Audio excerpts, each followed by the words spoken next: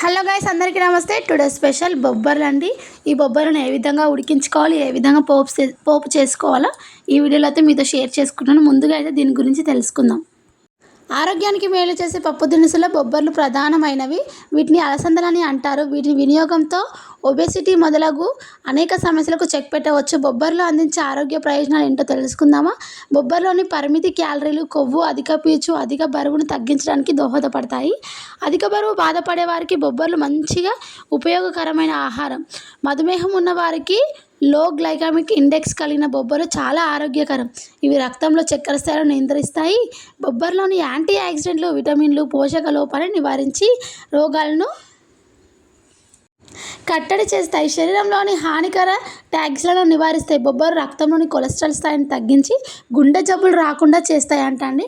వీటిని అయితే ముందుగా ఒక 2-3 సార్లు ఫ్రెష్గా కడిగి ఒక గంట సేపు అయితే నేను నానబెట్టుకున్నానండి. మీకు టైం లేకుండా డైరెక్ట్గా అయినా ఉడికించుకోవచ్చు. నేనైతే చూడండి, వీడియోలో చూపించే విధంగా మూత పెట్టి ఉడికించుకోండి. మూత తీసినా కూడా ఉడుకుతాయి అనుకోండి. మూత పెట్టి ఉడికించుకుంటే మీడియం ఫ్లేమ్లో పెట్టుకుంటే ఒక 5 మినిట్స్లో ఉడికిపోతాయి.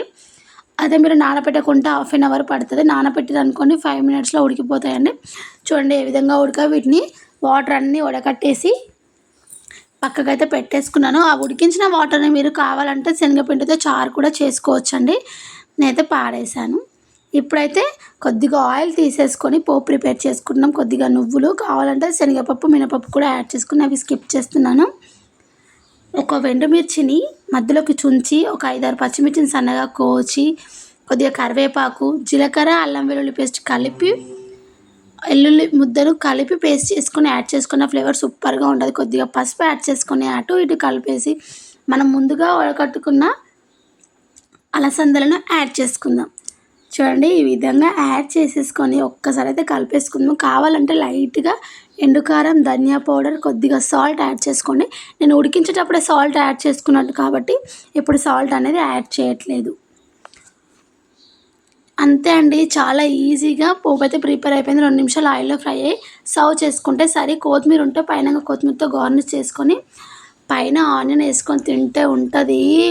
వాహ్, సూపర్ అంటే సూపర్ టేస్ట్ అండి. ఈ కాంబినేషన్ అయితే నాకు చాలా ఇష్టం.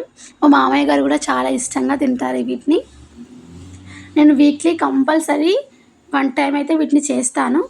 Thank you for watching. Please subscribe to my channel.